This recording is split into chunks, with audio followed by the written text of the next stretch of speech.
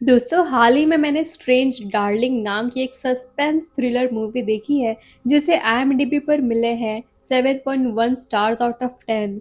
इस मूवी में कैरेक्टर्स काफी कम हैं, इसलिए समझने में आसानी होगी।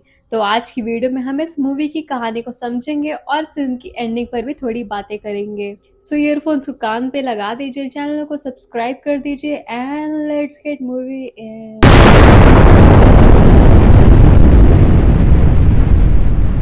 तो फिल्म की शुरुआत में हमें कुछ ग्लिम्सेस दिखाए जाते हैं जिनके बारे में मैं आपको पहले बता देती हूँ। सबसे पहले एक सीन दिखाया जाता है जहाँ एक लड़का और एक लड़की एक वैन जैसे व्हीकल में बैठे होते हैं। लड़की लड़के से पूछती है, तुम सीरियल किलर तो नहीं हो ना?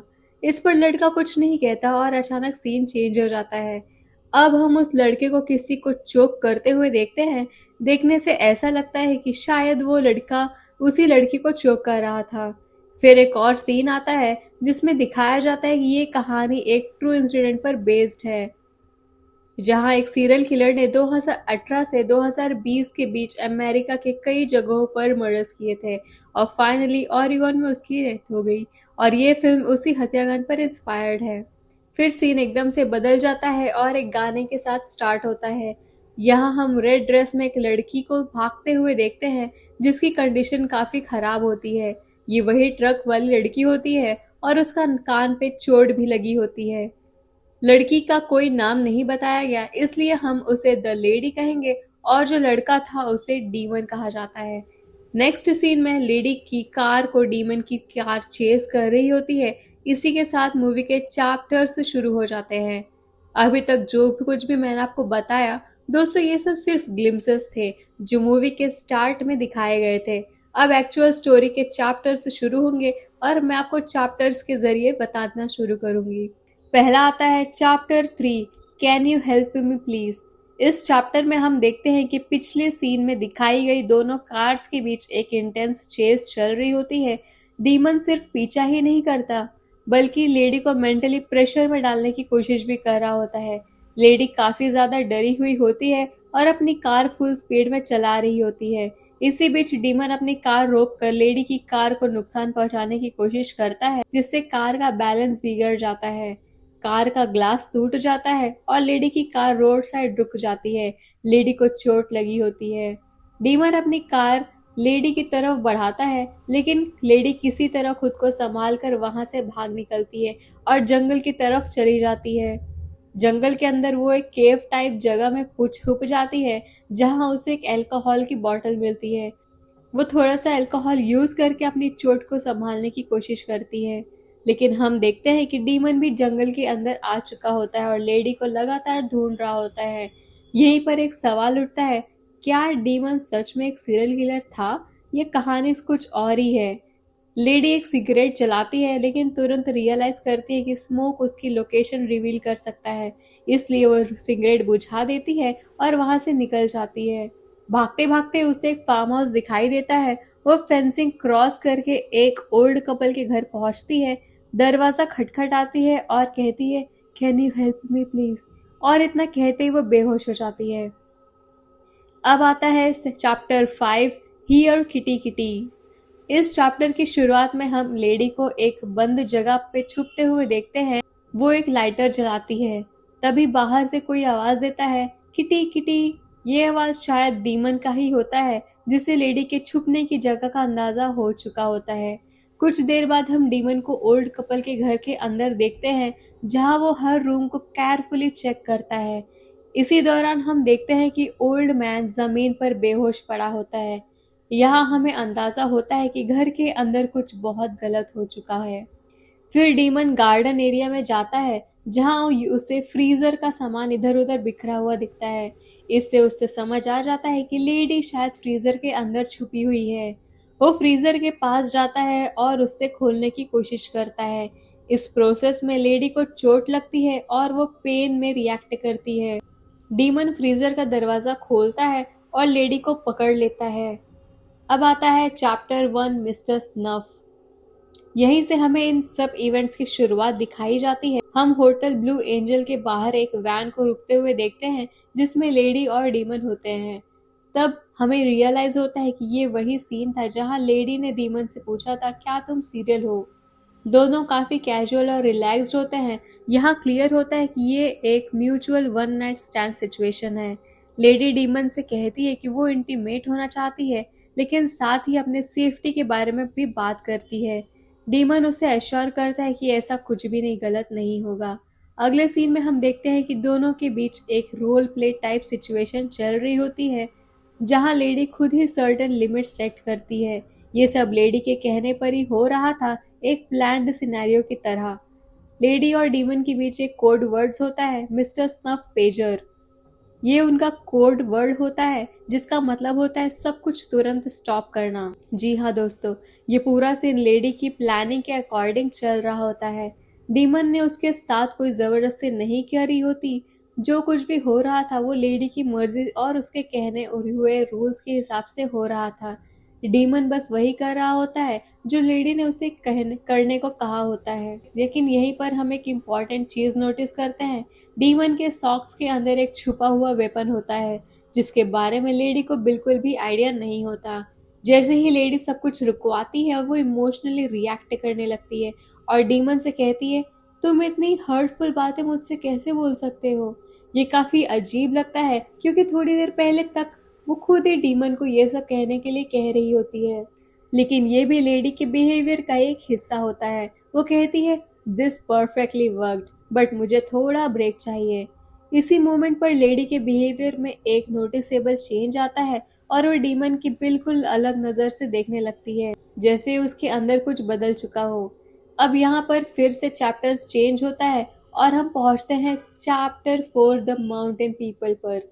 दोस्तों, अब तक कहानी भले ही सिंपल लग रही हो, लेकिन आपके दिमाग में अभी भी कंफ्यूजन चल रहा होगा कि एक्चुअली यहाँ हो क्या रहा है। डोंट वरी, आगे जाते जाते हम सब कुछ क्लियर हो जाएगा। आगे जाते जाते सब कुछ क्लियर हो जाएगा, बस थोड़ा सा पेशेंस रखिए। चैप्टर 4 की शुरुआत में हम उसी ओल्ड कपल को देखते हैं जो लेडी के आने से पहले शांति से बैठे होते हैं। वो दोनों मिलकर चाय पीते हैं, फिर ब्रेकफास्ट बनाते हैं और बाद में एक पजल सॉल्व करते हुए दिखाई देते हैं। तभी उनके दरवाजे पर लेडी नॉक करती है और दोनों उसे अंदर लेते हैं। थोड़ी देर बाद ओल्ड मैन लेडी से पूछता है, तुम श्योर हो कि तुमने देखा वो कोई आदमी ही था, कोई जानवर नहीं? क्योंकि इस एरिया में जंगली जानवर मिलना कॉमन है। लेडी उनसे सेफ्टी के लिए कुछ मांगती है, लेकिन ओल्ड वुमेन उससे समझाती है, हम भले ही पहाड़ों के पास रहते हैं, लेकिन हम माउंटेन पीपल नहीं हैं। हम बस लोगों से दूर रहना पसंद करते हैं। फिर ओल्ड वुमेन अंदर मेडिसिन लेने जाती है और ओल्ड मैन लेडी को ब्रेकफास्ट देता है। वो कैजुअली ये भी बताता है कि उसका एक पैर आर्टिफिशियल है और वो पहले बाइक रेसिंग करता था, जहाँ एक एक्सीडेंट के बाद उसने अपनी टांग खो दी थी। इसी बीच अंदर से ओल्ड वुमेन की आवाज आती है, पुलिस आ रही है। ये सुनते ही लेडी घबरा जाती है और कहती है, मुझे पुलिस की जरूरत नहीं है। ये बात थोड़ी अजीब लगती है क्योंकि अगर कोई सच में डेंजर से बच रहा हो तो वो पुलिस की मदद लेगा ही। लेकिन लेडी पुलिस से बचना चाह रही होती है। खैर, ओल्ड मैन फिर भी अथॉरिटीज को इन्फॉर्म करने के लिए आगे बढ़ता है। तभी सीन शिफ्ट होता है और हम ऊपर का फ्लोर देखते हैं, जहां ओल्ड वुमेन मेडिसिन ढूंढ रही होती है। अचानक नीचे से ओल्ड मैन की जोर की आवाज सुनाई देती है। ओल्ड वुमेन घबरा कर नीचे भागती है और देखती है कि उसका पति जमीन पर गिरा हुआ होता है और लेडी उसके पास खड़ी होती है। लेडी कहती है, मैं ऐसा नहीं करना चाहती थी, और ओल्ड वुमेन से कामली कहती है कि अगर वो शांत रहे और हाथ ऊपर कर दे तो सिचुएशन कंट्रोल में रहेगी। यहीं पर कंफ्यूजन और बढ़ जाता है क्योंकि अब तक तो लेडी विक्टिम लग रही थी ना, लेकिन अब वही खुद डेंजर बन चुकी होती है। लेडी क्लियर करती है कि वो ओल्ड वुमेन को नुकसान नहीं पहुंचाना चाहती, लेकिन सेफ्टी के लिए उसे टेम्पोररी रिस्टेन करना जरूरी होता है। ओल्ड वुमेन शॉक में होती है लेकिन पैनिक नहीं करती और लेडी के कहने पर कोऑपरेट करती है। स्ट्रेंजली दोनों के बीच बातचीत चलती ही रहती है। लेडी ओल्ड वुमेन से पूछती है, क्या तुम्हारे पास कोई चेन या कफ्स है ताकि मैं तुम्हें सिक्योर रख सकूं? ओल्ड वुमेन बताती है कि बाहर एक स्टोर शेल्टर में चेन्स रखी हुई है। वो ये भी कहती है, मुझे स्टॉर्म शेल्टर के अंदर रख देना और बाहर से चेन लगा देना ताकि मैं बाहर ना आ पाऊं। अंदर खाने पीने का सामान भी है, तो मैं कुछ दिन ठीक रह सकती हूँ। लेडी उसकी बात मान लेती है और ओल्ड वुमेन को शेल्टर की तरफ ले जाती है, लेकिन बीच में ही मौका मिलते ही ओल्ड वुमेन वहां से जंगल की तरफ भाग जाती है। लेडी उसका पीछा नहीं कर पाती क्योंकि डोर से ही उसे डीमन आता हुआ दिख जाता है। इसलिए लेडी तुरंत वापस घर की तरफ भागती है। उसे छुपने के लिए कोई सेफ जगह नहीं मिलती, तो वो फ्रीजर के अंदर छुप जाती है और फ्रीजर का सारा सामान बाहर निकाल देती है। इसी मोमेंट पर हमें एक शॉकिंग सच समझ आता है। ओल्ड मैन को डीमन ने नहीं बल्कि लेडी ने मारा था। ये सवाल उठता है, क्यों? क्या सिर्फ इसलिए क्योंकि वो पुलिस को बुलाने जा रहा था, या फिर लेडी ही असली डेंजर थी? खैर, लेडी फ्रीजर का स्विच बंद करती है, एक जैकेट पहनती है और फ्रीजर के अंदर खुद को छुपा लेती है। यहीं पर फिर से चैप्टर चेंज होता है। अब शुरू होता है chapter 2, do you like to party. Scene वहीं से स्टार्ट होता है जहां लेडी होटल रूम के अंदर डीमन के चेहरे को ध्यान से देख रही होती है। लेडी कहती है, तुम काफी हैंडसम हो और मैं ये नोटिस कर रही हूँ। फिर वो डीमन से पूछती है, do you like to party. इतना कहते ही वो अपने बैग से एक सब्सटेंस का पैकेट निकालती है। डीमन बताता है कि उसने काफी टाइम से ऐसी चीजों से डिस्टेंस बना रखा है। इस पर लेडी कहती है, मैंने भी नहीं लिया, लेकिन आज लेना चाहती हूँ क्योंकि आज मेरा बर्थडे है। ये सुनकर डीमन मान जाता है। लेडी टेबल पर चीजें अरेंज करने लगती है, लेकिन हम डीमन के फेस में थोड़ी कंसर्न देखते हैं। कुछ देर बाद दोनों उस इफेक्ट के अंदर आ जाते हैं और क्लोज होने लगते हैं, लेकिन अचानक लेडी उसे दूर कर देती है। डीमन समझ जाता है कि आज रात बात आगे नहीं बढ़ने वाली। इफेक्ट की वजह से लेडी का मूड भी थोड़ा अनस्टेबल हो जाता है और डीमन अपने कपड़े पहनने लगता है। तभी लेडी का बिहेवियर फिर से बदलने लगता है। वो वॉशरूम जाकर अपने बैग से एक शार्प ऑब्जेक्ट और एक इलेक्ट्रिक डिवाइस निकालती है। वो बिल्कुल कंट्रोल लूज कर चुकी होती है।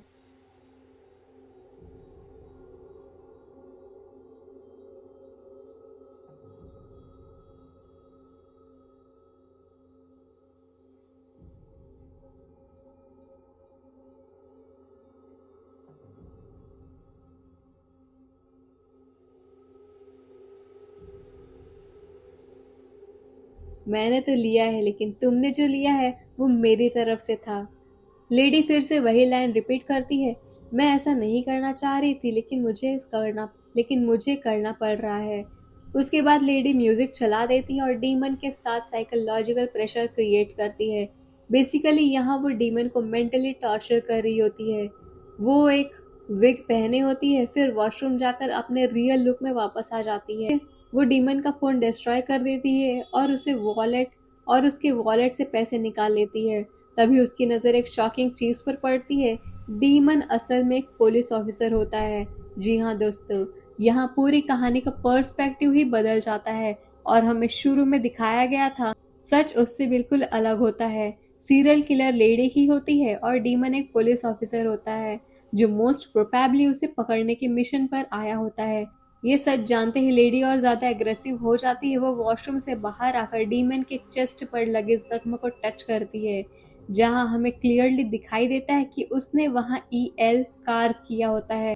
लेडी अब डीमन पर अटैक करने ही वाली होती है, तभी डीमन अपनी गन से एक शॉट फायर करता है। वो पूरी तरह फोकस्ड नहीं होता क्योंकि वो खुद भी इंजर्ड होता है, इसलिए गोली लेडी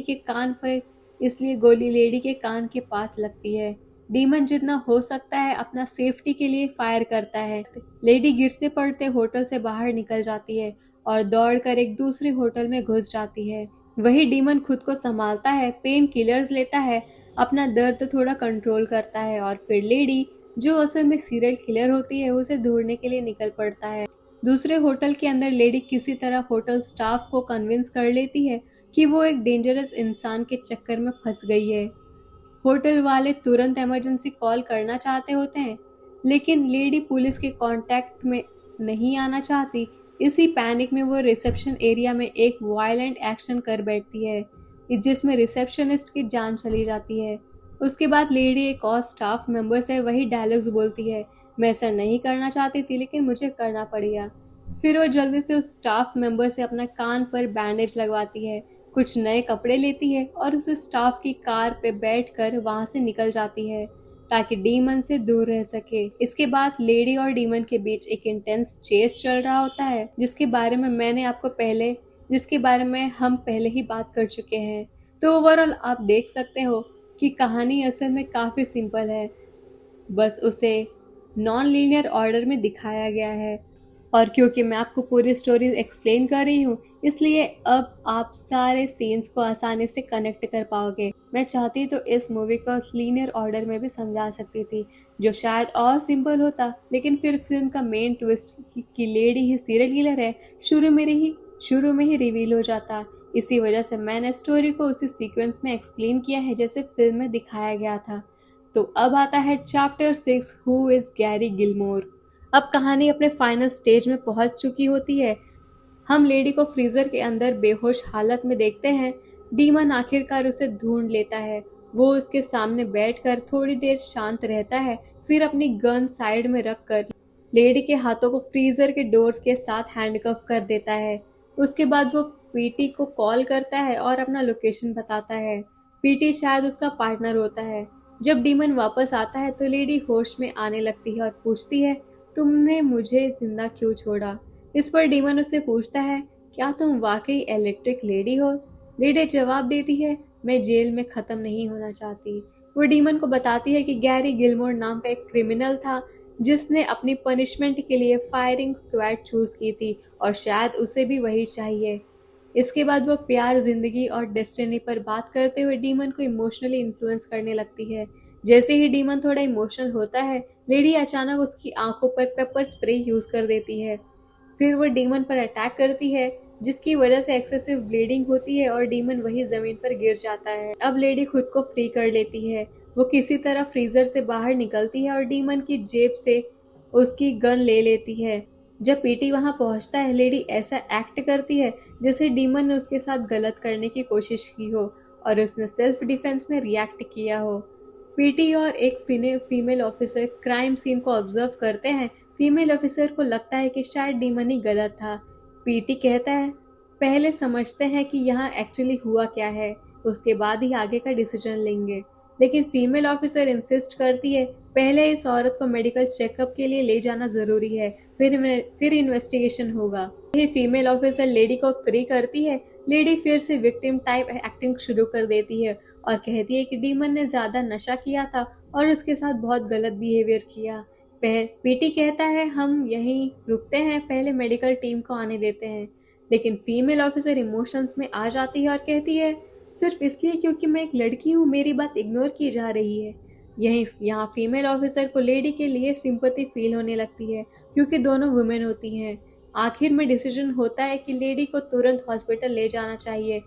पीटी समझाता है कि लड़की होना या ना होना इशू नहीं है, वो बचपन से क्राइम केसेस देख रहा है और ज्यादा एक्सपीरियंस रखता है, इसलिए लॉजिकली डिसीजन लेना जरूरी है। लेकिन एंड में आकर लेडी अपना विक्टिम कार्ड आखिरकार खेल ही लेती है। दोनों पुलिस ऑफिसर उसे कार में बिठाकर हॉस्पिटल की तरफ निकल पड़ते हैं। रास्ते में उन्हें वही ओल्ड वुमेन दिखाई देती है जो उन्हें बताती है, एक औरत ने मेरे हस्बैंड को मार दिया। लेडी उस वक्त कार की बैक सीट पर बैठी होती है, इसलिए ओल्ड वुमेन पहले उसे नोटिस नहीं कर पाती। लेकिन जैसे ही ओल्ड वुमेन की नजर लेडी पर पड़ती है, लेडी तुरंत अपना वेपन यूज कर लेती है और ओल्ड वुमेन वहीं गिर जाती है। इसी मोमेंट पर पुलिस ऑफिसर्स को पूरी सिचुएशन का रियलाइजेशन होता है। लेडी गन पॉइंट पर दोनों ऑफिसर्स से उनके वेपन्स ले लेती है और उन्हें कार चलाने का ऑर्डर देती है। फीमेल ऑफिसर लेडी से कहती है, गन नीचे करो। इस पर लेडी कामली बोलती है, I am the electric lady.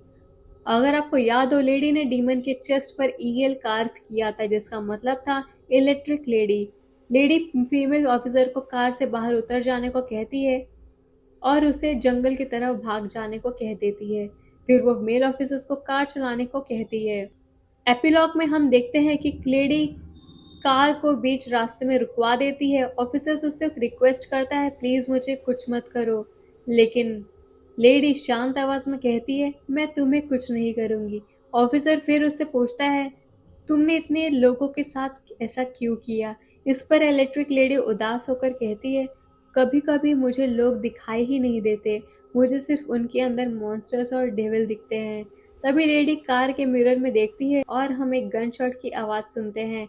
अगले ही पल हम देखते हैं कि इलेक्ट्रिक लेडी पुलिस कार से बाहर निकलकर शांति से सिगरेट स्मोक कर रही होती है और यही हमें समझ में आ जाता है कि शेरिफ पीट जिंदा नहीं रहा। इलेक्ट्रिक लेडी रोड पर आगे बढ़ रही होती है, तभी उसे सामने से एक कार आती हुई दिखती है। वो तुरंत फिर से विक्टिम जैसा बिहेव करना शुरू कर देती है और रोड के बीच बैठ जाती है। कार के अंदर से एक औरत बाहर आती है और उसकी मदद के लिए आगे बढ़ती है। वो औरत इलेक्ट्रिक लेडी को अपनी कार में बिठा लेती है। कार के मिरर में अपना रिफ्लेक्शन देखते हुए इलेक्ट्रिक लेडी धीरे से अपना वेपन निकालती है और उस औरत पर रिएक्ट करने ही वाली होती है, लेकिन यहीं पर एक बड़ा ट्विस्ट आता है। कार वाली औरत पहले ही सिचुएशन को समझ जाती है और सेल्फ डिफेंस में इलेक्ट्रिक लेडी पर एक्शन ले लेती है। इलेक्ट्रिक लेडी को बिल्कुल भी यकीन नहीं होता कि वो कैसे आउटस्मार्ट हो गई। धीरे धीरे उसी कार के अंदर इलेक्ट्रिक लेडी की यही कहानी खत्म हो जाती है। उस औरत ने ये सब सिर्फ सेल्फ डिफेंस में किया होता है क्योंकि इलेक्ट्रिक लेडी उस पर पहले ही थ्रेट बन चुकी थी। और इसी के साथ इलेक्ट्रिक लेडी की स्टोरी का एंड हो जाता है।